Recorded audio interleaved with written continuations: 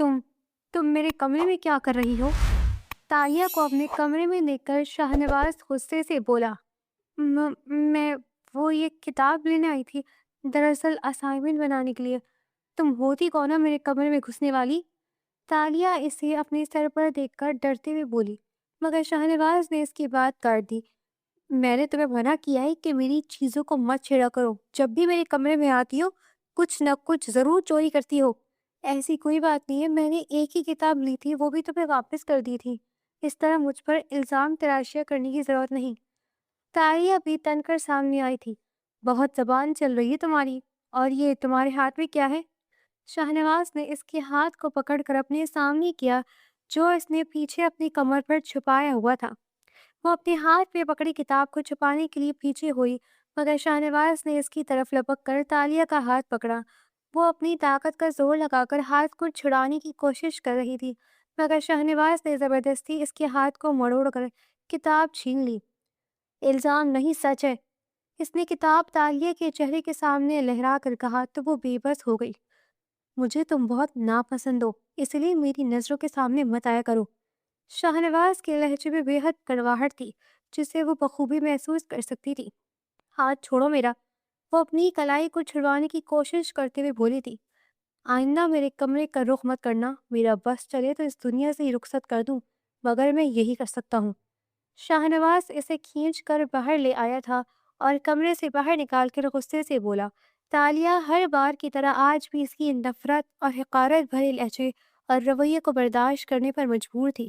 اس کی آنکھوں میں آنسو آ گئے، مگر چپ چاپ چلی گئی۔ تمہیں کیا ضرورت تھی اس کی چیزوں کو چھیڑنے کی؟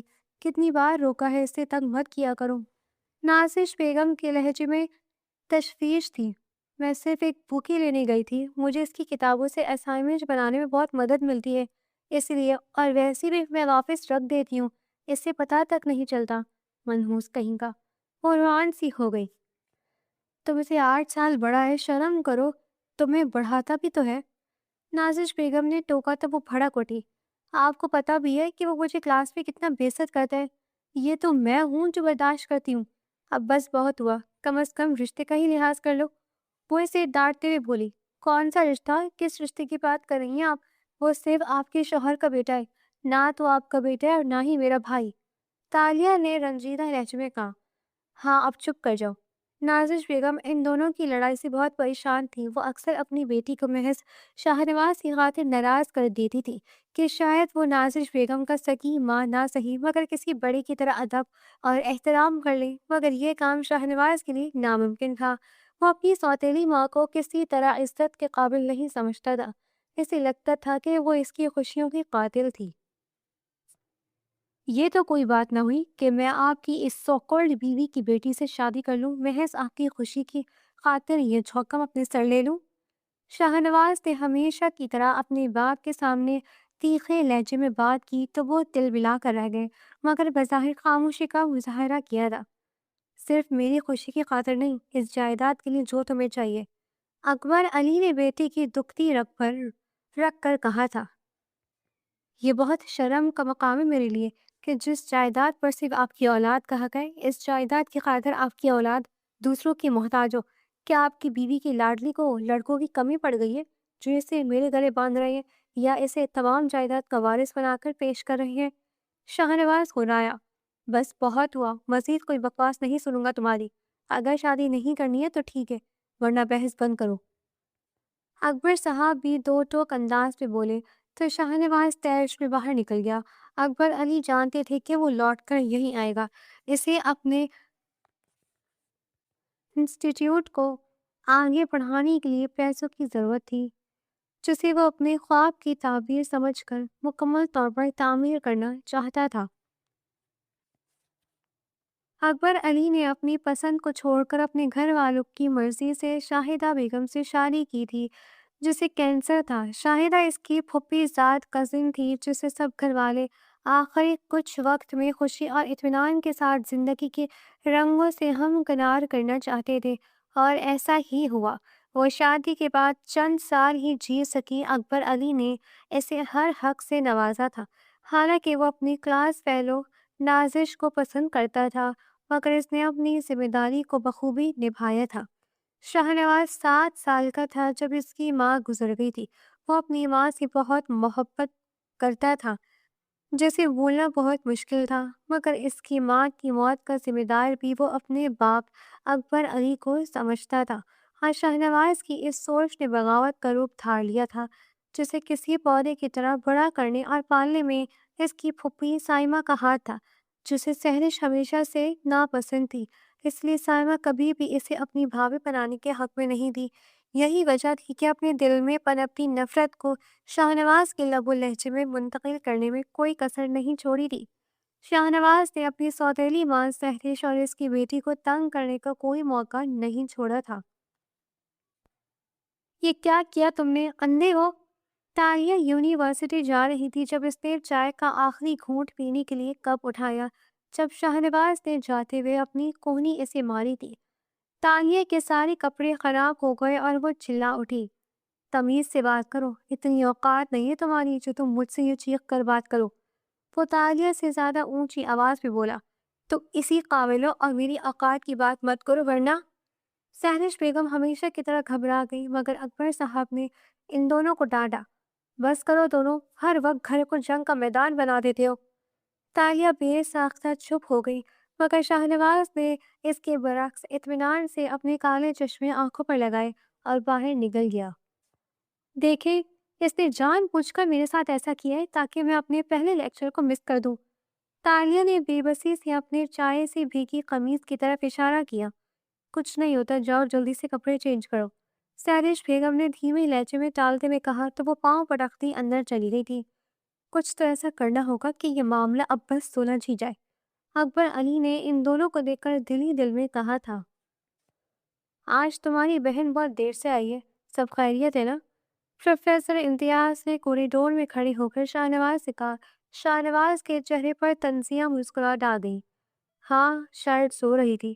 اس نے جان بوجھ کر جھوٹ بولا تھا، حالانکہ میرا لیکچر اس نے مس کر دیا اور اب پھر سے نوٹس بنانے کے لیے آ کر معذرت کے ساتھ آج کا موضوع پوچھے گی۔ پروفیسر امتیاز نے اپنی طرف آتی تالیہ کو دیکھ کر کہا، السلام علیکم سر، کیسے آپ؟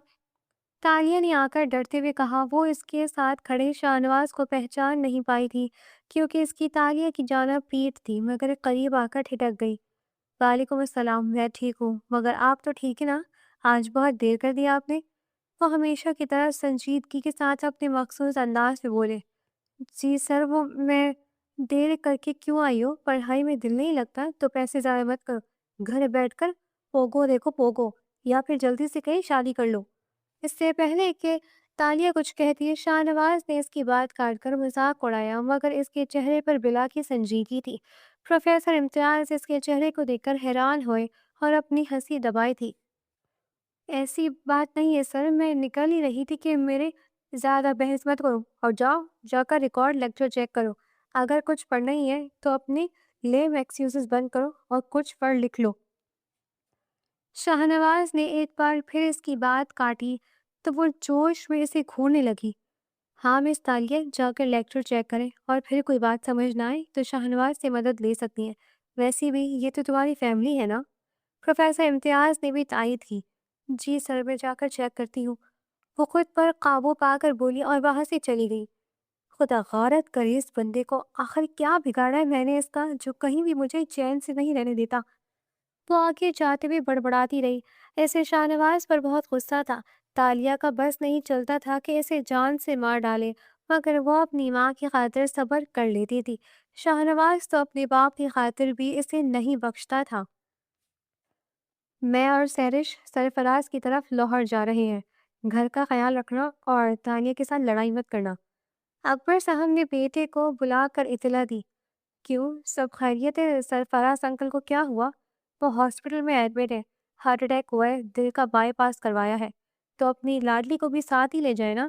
شاہنواز نے بے رخی کہا، اس کا کل ٹیسٹ ہے اور وہ بھی لسانیات کا، کتنی محنت کرتی ہے۔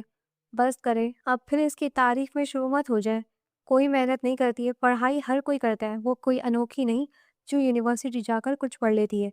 شاہنواز نے بے اختیار ان کی بات کاٹی تھی۔ ہاں ہاں، پڑھائی میں تو تم بھی ہمیشہ سے ہی بہت لائق تھے، اس لیے تو آج یونیورسٹی میں بہترین ٹیچر کے طور پر جانے جاتے ہو۔ ویسے تم بھی تو اس کی کلاس کو کوئی لیکچر دیتے ہو نا؟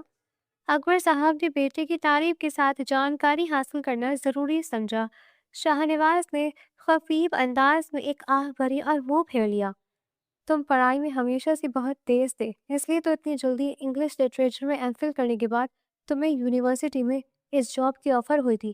مجھے بہت خوشی ہوئی تھی جب تم نے یونیورسٹی میں ٹاپ کیا تھا، مگر آپ کو اس بات کی خوشی زیادہ تھی کہ آپ کی نکمی بیٹی کو میں پڑھاؤں گا۔ شاہ نواز نے طنز کیا۔ اب بس رہنے بھی دو، وہ بھی پڑھائی میں بہت محنت کرتی ہے۔ وہ مسکرا کر بولے، اچھا اب شادی کے لیے سوچو، تالیہ بہت اچھی لڑکی ہے، بس کر دے پلیز، مجھے اس سے شادی نہیں کرنی۔ اگر آپ نے پھر یہ بات کی تو میں گھر چھوڑ کر چلا جاؤں گا۔ شاہ نواز کی بات پر وہ دنگ رہ گئے تھے۔ کل تک تو اسے جائیداد کی ضرورت تھی، آج اسے وہ پیسے بھی نہیں چاہیے تھے۔ مگر پھر تمہارا خواب؟ وہ حیرت سے بولے، میں نے لون لے لیا ہے جس سے میں اپنی سیلری سے چکاؤں گا۔ آپ کو کیا لگتا ہے کہ میں بے بس ہو کر اس گھٹیا لڑکی سے شادی؟ شاہ نواز، وہ بے ساختہ چلائے مت، مجھے وہ پسند نہیں، تو آپ یہ بار بار کیوں کہتے رہتے ہیں؟ شاہ نواز نے بھی انہیں جواباً بات کاٹ کر بے مروتی سے کہا تو وہ خاموش ہو گئے، مگر وہ دل ہی دل میں بہت فکر مند ہوئے تھے۔ میں تم سے بعد میں بات کرتی ہوں، فی الحال اسائنمنٹ لکھ رہی ہوں۔ تالیہ نے موبائل کو کندھے اور کان کے بیچ میں پکڑ کر کہا، ہاں ہاں تمہارے لیے بھی کتابیں لے آؤں گی، مگر یہ بات کسی سے کہنا مت، اگر اس کھڑوس کو پتہ چلی تو میری چھٹی سمجھو۔ وہ موبائل کان سے لگائے کتاب کی الماری سے کتابیں چن رہی تھی جب شاہ نواز اس کے پیچھے آ کھڑا ہو گیا۔ وہ جیسے پیچھے بڑی بے ساختہ اس کے ساتھ ٹکرائی تھی، شاہ نواز نے اس کی طرف بڑھ کر اسے پیچھے کتابوں کی شیلف سے لگا لیا۔ یہ کیا بدتمیزی ہے، ہٹو، مجھے راستہ دو۔ وہ گھبرا گئی تھی۔ میری کتابوں کو چھونے کی کوشش کیسے کی؟ وہ اس کے قریب آ کر غصے سے سرگوشی کے انداز میں بولا تھا، یہ صرف تمہاری کتابیں نہیں ہیں، پاپا کی بھی ہے۔ وہ بظاہر تیز لہجے میں بولی، مگر ڈر کے مارے اس کی سانسیں پھول رہی تھی۔ پاپا مت کہا کرو میرے باپ کو، کیا میں نے کبھی تمہاری ماں کو موم کہا ہے جو تم یہ ناٹک کرتی ہو؟ شاہ نواز کو اس بات کا احساس تک نہیں تھا کہ وہ تالیہ کے کتنے قریب تھا۔ دور ہٹو مجھ سے۔ تالیہ نے اس کے سینے پر ہاتھ رکھ کر خود سے دور دھکیلا تھا اور بھاگتی بھی باہر چلی گئی۔ اس کے ہاتھ کو اپنے سینے پر محسوس کر کے شاہ نواز کو اندازہ ہوا کہ وہ واقعی اسے خوف زدہ کر چکا تھا۔ اب شاہ نواز بے ساختہ اس کے پیچھے گیا تاکہ وہ تالیہ کو واضح کر سکے کہ وہ غلط ارادے سے آگے نہیں بڑھا تھا۔ تالیہ بھاگتی بھی سیڑھیاں چڑھ رہی تھی جب اس کا پہلے ہی زینے پر پیر پھسلا تھا۔ وہ بے ساختہ چیخی تھی، اب کیا ہوا تمہیں؟ کیوں چلا رہی ہو؟ شاہ نواز نے دور سے دیکھ کر پوچھا۔ وہ اسے دیکھ کر گھبرا گئی تھی۔ ممتاز بوا کہاں رہ گئی ہے یار؟ شاہ نواز اس کے چہرے پر ڈر دیکھ کر بوا کو پکارنے لگا تاکہ وہ تالیہ کو سمجھا سکے کہ وہ اس طرح کی کوئی گری ہوئی حرکت نہیں کر سکتا جس سے وہ سہم گئی تھی۔ ممتاز بوا آئی تو شاہ نواز کمرے میں چلا گیا، مگر تالیہ نے یکدم انہیں اپنے کمرے میں ساتھ چلنے کو کہا۔ ویسے بھی اس کا پاؤں مڑ گیا تھا تو چلنے میں دشواری ہو رہی تھی۔ آج صبح شاہ نواز جلدی یونیورسٹی کے لیے نکل گیا تھا، مگر تالیہ کا یونیورسٹی جانے کو بھی دل نہیں تھا۔ وہ شاہ نواز کا سامنا کرنے سے بہت کتراتی تھی، مگر مجبوری تھی۔ آج اس کا لسانیات کا ٹیسٹ تھا، اس لیے چارہ ناچارہ جانا پڑا۔ ایک بار پھر وہ جلدی میں سیڑھیاں چڑھتے ہوئے بے ساختہ کسی کے ساتھ ٹکرائی تھی، ایسے لگا وہ کسی دیوار سے ٹکرائی ہو۔ تالیہ نے اپنے سر کو سہلا کر نظریں اٹھائی تو سامنے شاہ نواز کھڑا اسے گھور رہا تھا، جسے دیکھ کر وہ بے ساختہ پیچھے ہوئی، مگر وہ بے دہانی میں پیچھے گرنے ہی والی تھی جب شاہ نواز نے اس کا ہاتھ پکڑ کر اسے نیچے گرنے سے بچایا۔ دماغ خراب ہو گیا ہے، اندھی ہو گئی ہو یا خودکشی کرنی ہے؟ وہ اس کے ہاتھ کو مضبوطی سے پکڑ کر طنزیہ بولا۔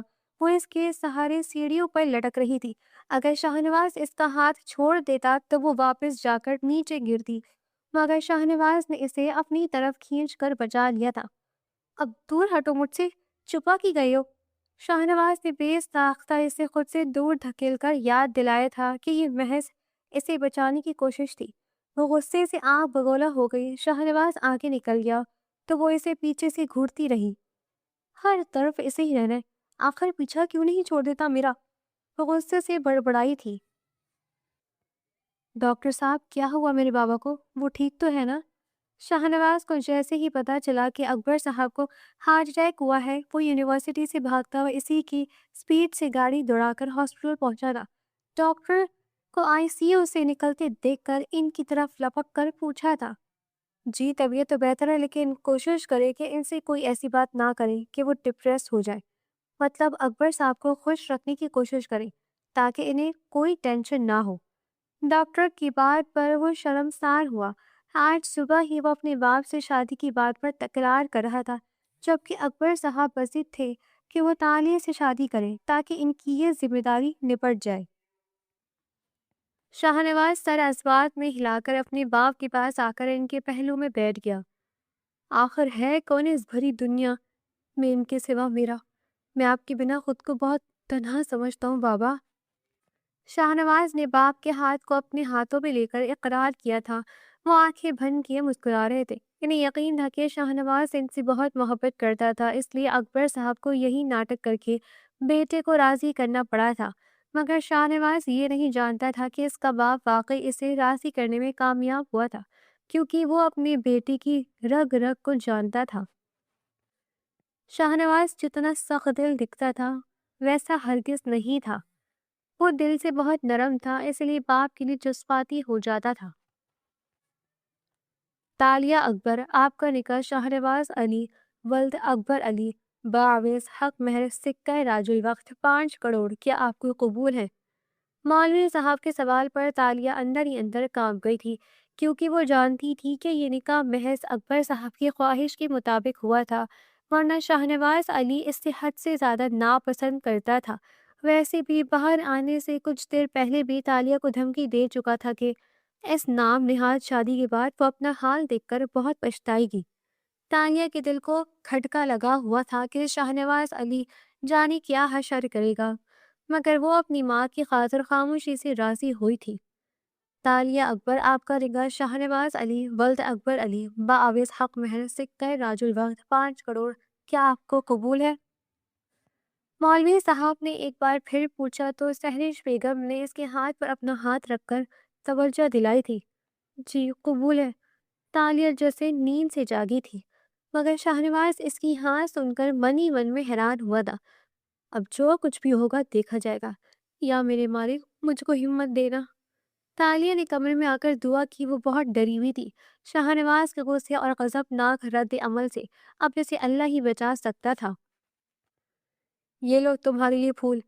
شاہنواز نے میز پر رکھے پھول تالیہ کے سامنے پیش کیے تو وہ حیران ہوئی تھی اور مسکرا کر پھول لینے کی کوشش کی تو شاہنواز نے پھولوں کو مڑوڑ کر اس کی طرف اچھالے تھے۔ بہت امید تھی نا تمہیں میرے اس رومانوی لمحے کی؟ بہت دل کر رہا ہوگا نا کہ میں تمہاری تعریف کروں؟ یہ لو دیکھو اور انجوائے کرو۔ تالیہ اس کے پاگل پن پر دنگ رہ گئی۔ تم پاگل ہو تو میں تم سے بڑی پاگل ہوں۔ تالیہ نے کھڑے ہو کر گود میں پھیلے سارے پھول اس کی طرف اچھال کر کہا، تمہیں کیا لگتا ہے جس لڑکی نے بچپن سے یہی رویہ دیکھا ہو وہ تمہارے اس دہشت سے خوفزدہ ہو جائے گی؟ ایسا نہیں ہے شاہنواز اکبر، میں رشتوں کا لحاظ کرتی ہوں، ڈرتی ہرگز نہیں۔ تالیہ کی آواز میں کپکپی تھی مگر وہ بظاہر دڑھائی دکھا رہی تھی۔ تم اپنی حالت دیکھو پہلے پھر بات کرو۔ شاہنواز نے اس کے بازو سے کھینچ کر اپنی باہوں میں دبوچ کر مسکراتے ہوئے کہا تھا۔ وہ اس کے سینے پر اپنے کمزور مکے مارتے ہوئے خود کو چھڑوانے کی کوشش کرنے لگی۔ چھوڑو مجھے، ہاتھ مت لگانا۔ تالیہ کی بے بسی پر شاہنواز نے اسے بے ساختہ پیچھے بیڈ پر پھینکا تھا۔ تالیہ جانتی تھی کہ شاہنواز کبھی بھی اس کے ساتھ زبردستی نہیں کرے گا۔ آخر تم کس بات کا بدلہ لینا چاہتے ہو؟ کیوں مجھے ستاتے ہو؟ وہ بے ساختہ رو پڑی۔ آج اس کے آنسو دیکھ کر شاہنواز خود پر اختیار نہ رہا، مگر سمجھ نہیں پایا کہ اس کا دل کیوں پگھل رہا تھا، جبکہ وہ تو تالیہ سے نفرت کرتا تھا۔ خبردار، خبردار، جو تم نے رونے کی کوشش کی اور کبھی بھی ہم دونوں کے درمیان ہونے والی بحث کو کسی پر آشکار کیا تو میں تمہاری جان لے لوں گا۔ شاہنواز نے اس کی طرف جھک کر اسے سخت لہجے میں ڈرایا تو وہ واقعی چپ ہو گئی، مگر اس کی ہچکی بن گئی تھی۔ شاہنواز کو اس پر ترس آ گیا تھا، مگر وہ اسے چپ کروانے کا اس سے بہتر طریقہ نہیں جانتا تھا۔ یک دم وہ ڈریسنگ روم چلا گیا۔ وہ نہیں چاہتا تھا کہ تالیہ کے آگے اسرائیل دیکھنے والا شاہنواز یک دم محبت کا پیکر نظر آئے، یا شاید وہ اپنے آپ سے ڈر گیا تھا۔ کہیں جا رہے ہو؟ شاہنواز کو نفیس اور خوش لباس دیکھ کر اکبر صاحب نے بے اختیار پوچھا تھا۔ جی میرے دوستوں نے ڈنر رکھا ہے، وہیں جا رہا ہوں۔ شاہنواز نے اپنی کوٹ کے بٹن کو بند کرتے ہوئے کہا۔ ہاں تو تالیہ کو بھی لے جاؤ نا، میں جانتا ہوں وہاں تمہارے سبھی دوست اپنی فیملیز کے ساتھ ہوں گے۔ اکبر صاحب نے اصرار کیا تھا، مگر تالیہ میری فیملی نہیں ہے، وہ خفیف لہجے میں بولا تو اکبر صاحب بے بس انداز میں اسے دیکھنے لگے۔ باپ کی نگاہوں سے وہ شرمسار ہوا اور واپس کمرے میں چلا گیا تھا۔ چلو اٹھو، میرے ساتھ آؤ۔ شاہنواز نے تالیہ کو آ کر ہاتھ سے پکڑ کر اٹھانے کی کوشش کی، جو رائٹنگ ٹیبل پر بیٹھی اسائنمنٹ بنا رہی تھی۔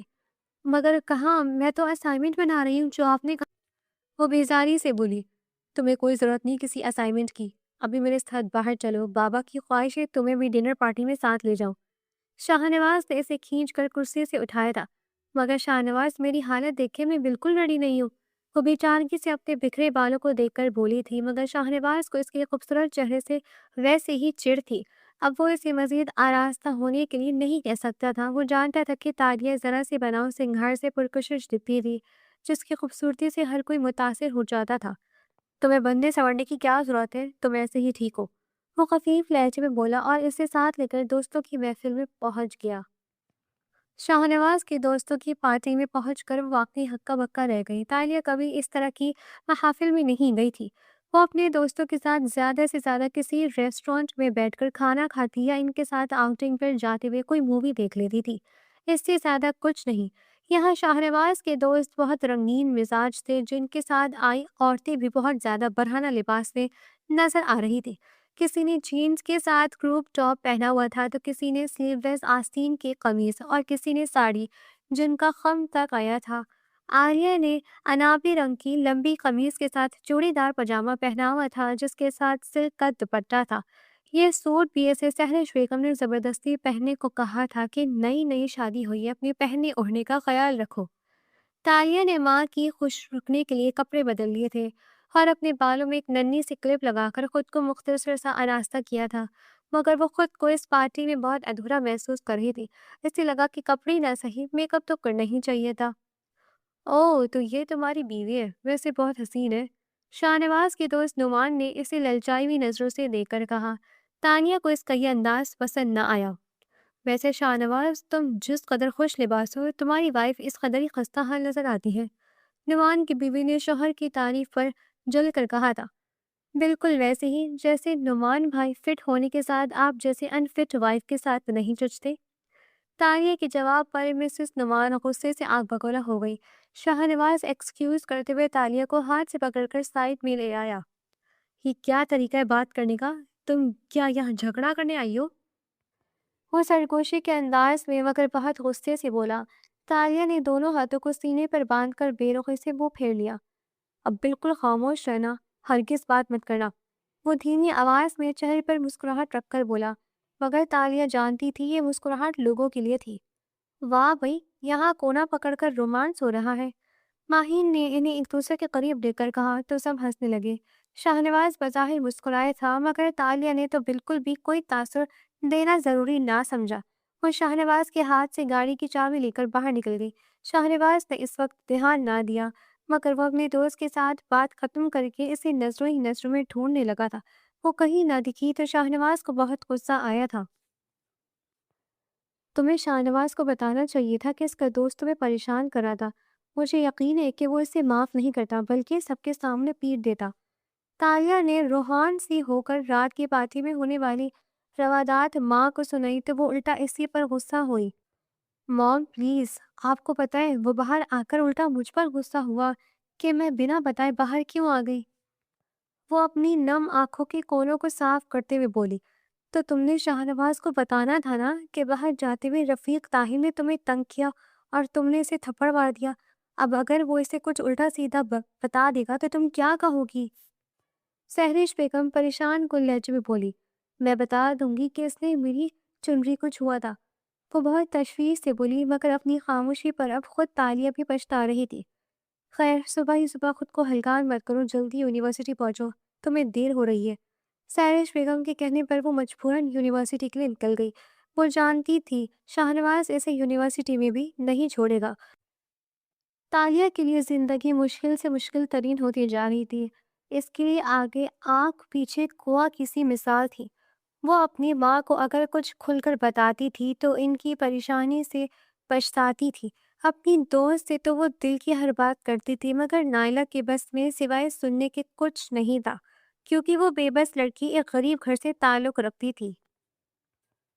آئی ایم سوری سر، میرے شوہر نے غصے میں میری اسائنمنٹ پھاڑ دی ہے، وہ روحان سی ہو کر بولی، کیونکہ اس کا شوہر کوئی اور نہیں بلکہ وہی سر شاہنواز تھا جو قریب کھڑا شعلہ بار نگاہوں سے اسے گھور رہا تھا۔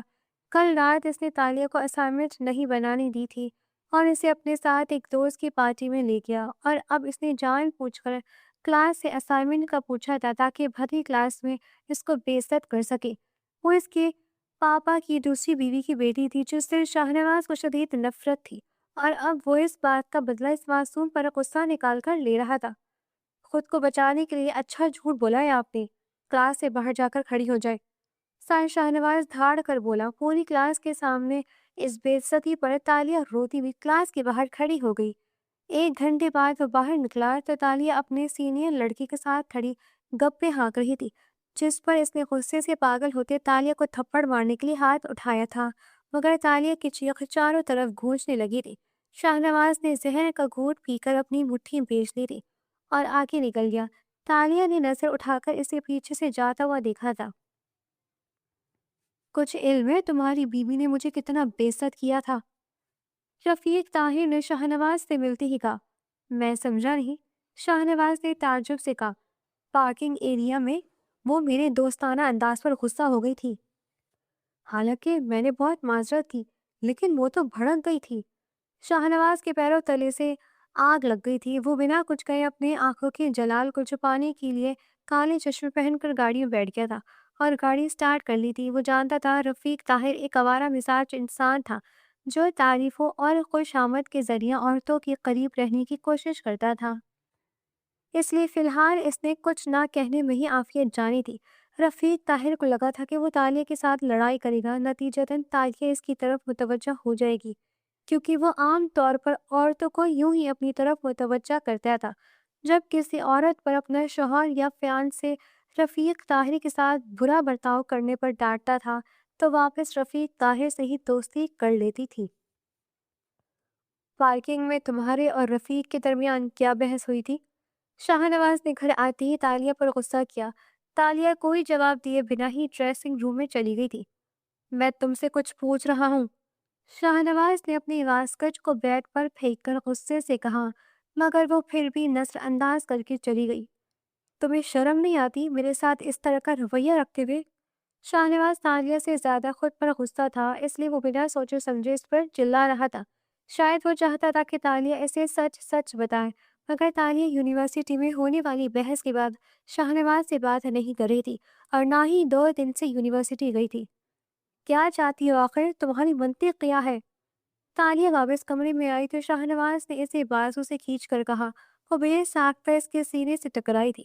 تالیہ نے دور جانے کی کوشش کی، مگر شاہنواز نے اس کے ہاتھ کو نہ چھوڑا۔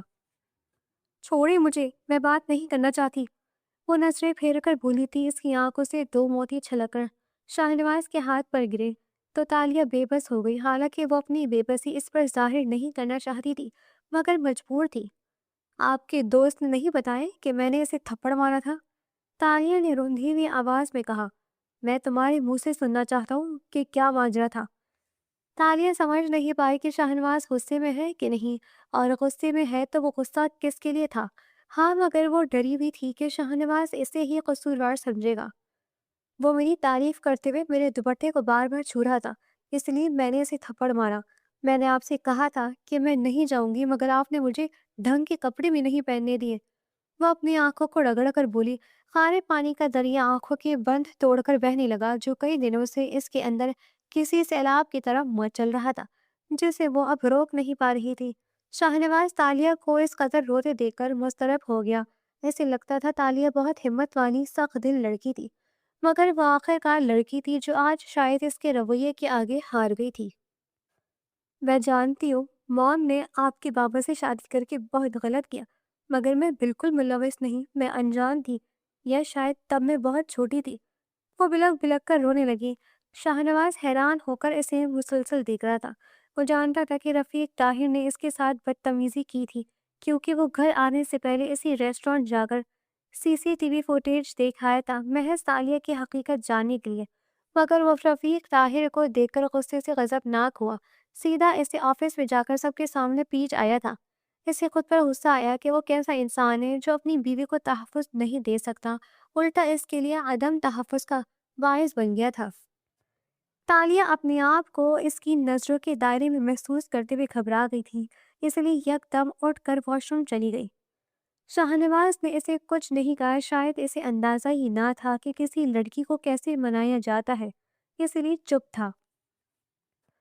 زوار شاہ نے سب کو کھانے پر بلایا ہے، تم دونوں کو آج رات ہمارے ساتھ چلنا ہے، اکبر صاحب نے شاہنواز اور تالیہ کو ناشتے کی میز پر دیکھ کر کہا، جو غیر معمولی طور پر بہت خاموش دکھ رہے تھے۔ مجھے آج اپنی پریزنٹیشن بنانی ہے تو کوئی بہانہ نہیں چاہیے۔ میرا دوست اور اس کی فیملی 2 سال بعد پاکستان آئے تو ہمیں ویسے بھی ان کے وہاں جانا تھا۔ سیرش نے بیٹی کی بات کاٹ کر کہا، ٹھیک ہے پھر شام میں ملتے ہیں۔ شاہنواز نے اپنی رسٹ واچ کو دیکھ کر کہا اور اٹھ کر باہر چلا گیا۔ تالیہ اسے دیکھ کر تردد کا شکار ہوئی کہ شاید ہی شاہنواز اسے جانے دے، یا ہو سکتا ہے عین وقت پر وہ کوئی ہنگامہ کرے، اس لیے آج نارمل دکھ رہا تھا۔ وہ بھی خاموشی سے اٹھ کر کمرے میں چلی گئی۔ آج بھی اس کا دل یونیورسٹی جانے کو نہیں تھا، آج بھی دل بوجھل تھا، شاید اسے شاہنواز کے سامنے اپنا آپ آشکار کر کے ندامت ہو رہی تھی، اس لیے وہ اب تک شاہنواز کے رد عمل کا انتظار کر رہی تھی۔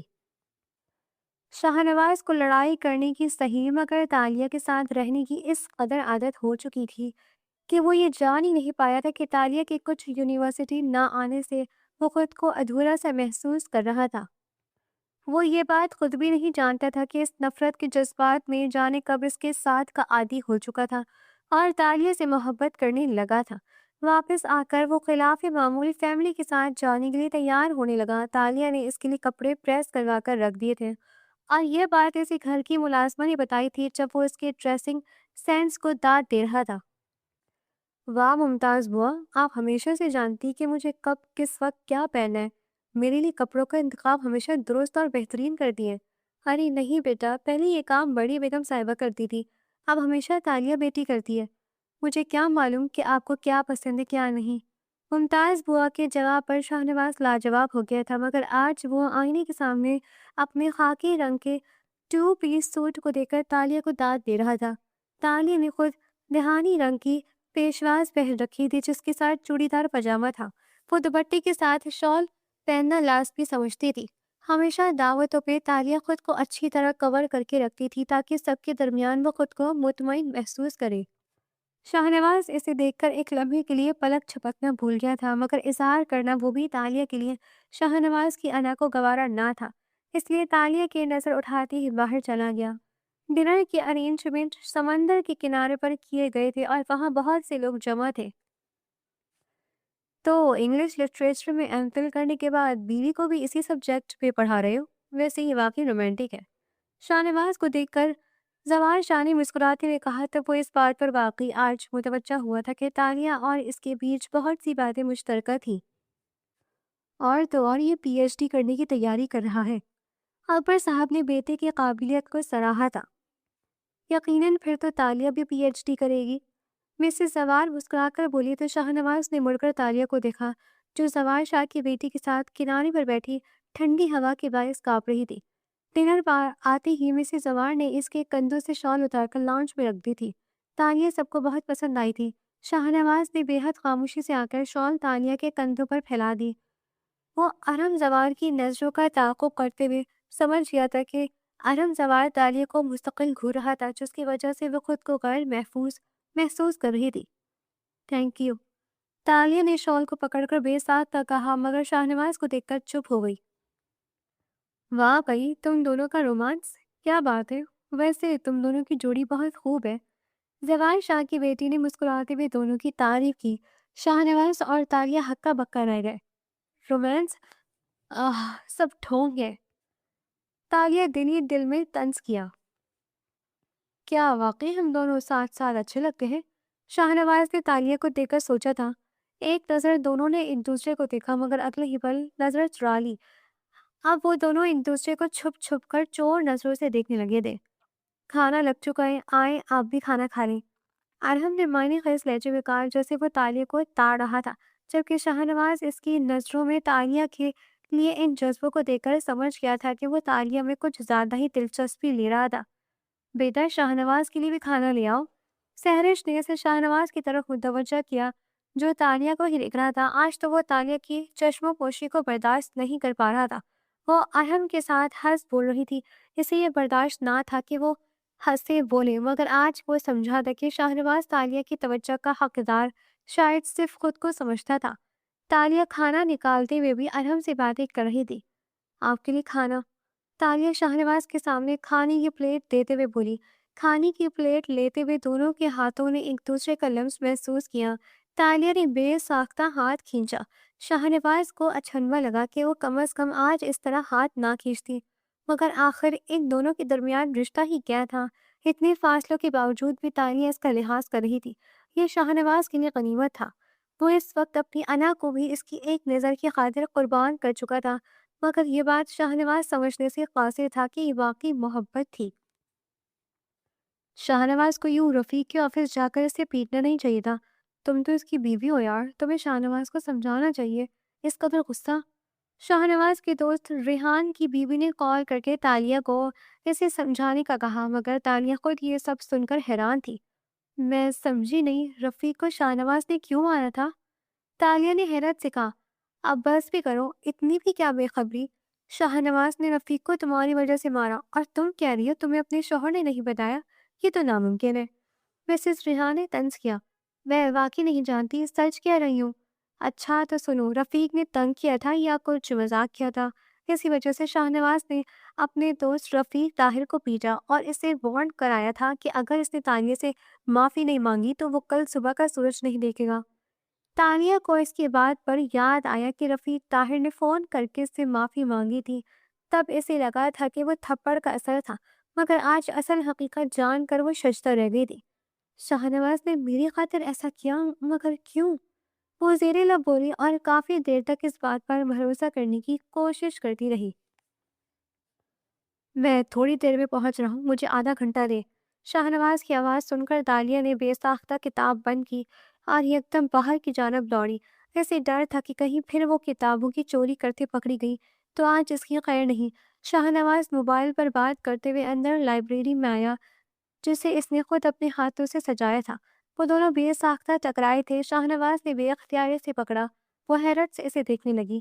آج شاہنواز کا انداز بدلا بدلا سا تھا۔ شاہنواز نے آج اسے نرمی سے اپنی باہوں میں جکڑ لیا۔ وہ سہم گئی اور اسے خود سے دور کرنے کی کوشش میں تھی۔ میں بس کتابوں کو دیکھ رہی تھی، تانیہ نے جیسے خود ہی اس سے پیچھا چھڑوانے کے لیے کہا، مگر شاہنواز اس کی بات کو نظر انداز کرتے ہوئے اسے ستانے کی نیت سے گھورا۔ وہ ہمیشہ کی طرح خوف زدہ ہوئی۔ میں سچ کہہ رہی ہوں، وہ جھجکتے ہوئے بولی، مگر مجھے یقین نہیں، کیا معلوم کہیں کچھ چھپا لیا ہو۔ شاہنواز نے جان بوجھ کر الزام لگایا، مگر میں سچ کہہ رہی ہوں۔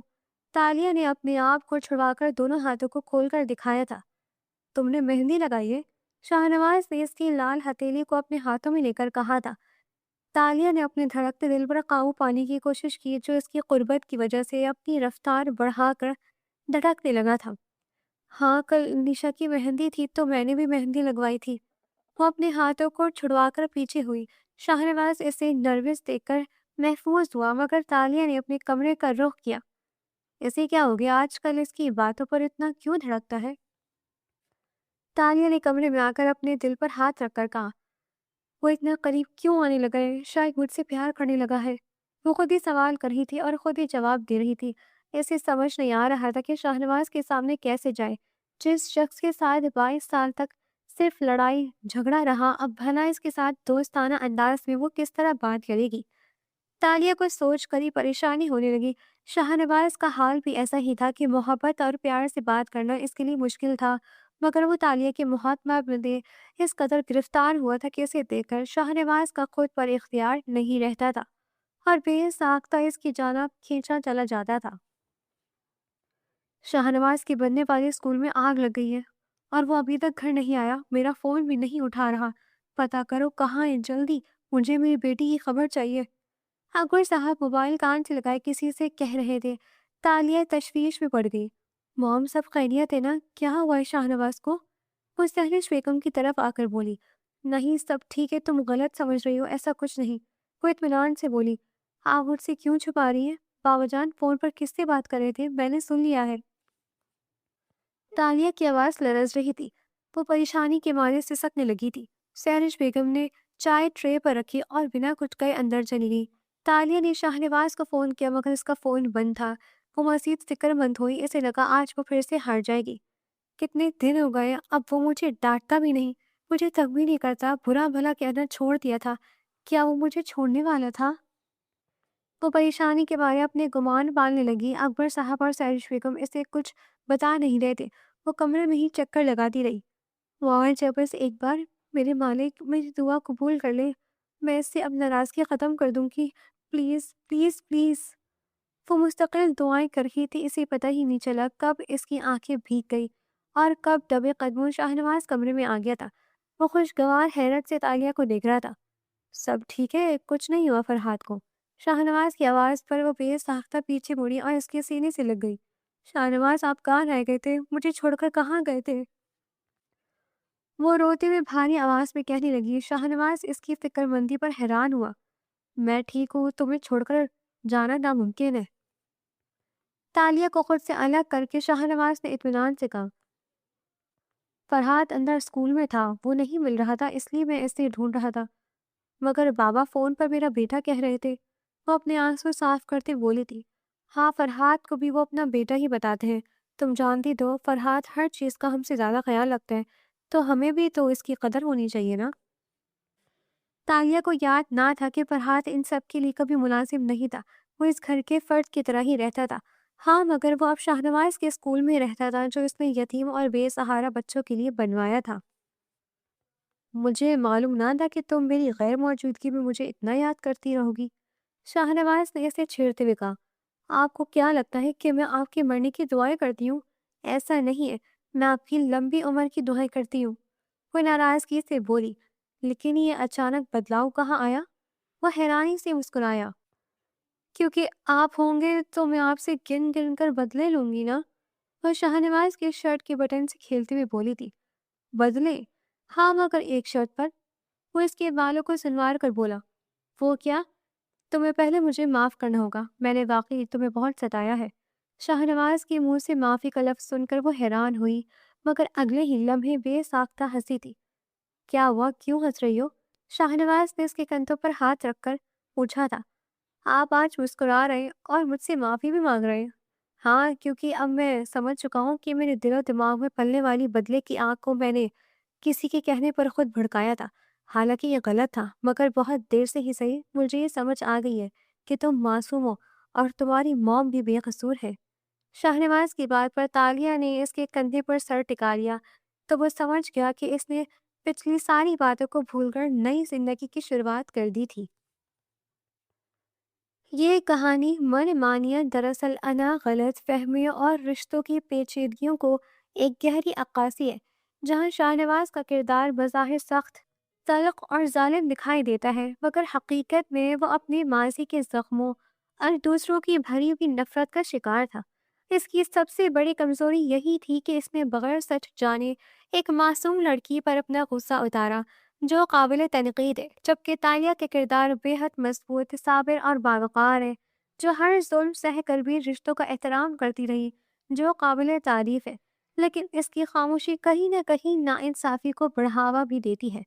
کہانی میں یہ سبق دیتی ہے کہ رشتے زبردستی، انا یا بدلے سے نہیں بلکہ سمجھ، اعتماد اور سچائی سے نبھتے ہیں، اور یہ بھی کہ کسی کے گناہ کی سزا کسی اور کو دینا سب سے بڑی زیادتی ہے۔ آخر کار جب سچ سامنے آتا ہے تو نفرت محبت میں بدل سکتی ہے۔ اس لیے ہمیں چاہیے کہ فیصلے جذبات یا سنی سنائی باتوں پر نہیں بلکہ حقیقت جان کر کریں، کیونکہ بعض اوقات جسے ہم دشمن سمجھتے ہیں وہی ہماری زندگی کا سب سے خوبصورت حصہ بن سکتا ہے۔ اور آپ کو یہ کہانی کیسی لگی؟ پڑھ کر اپنی رائے کا اظہار کیجیے گا اور چینل کو سبسکرائب کر لیں۔ شکریہ۔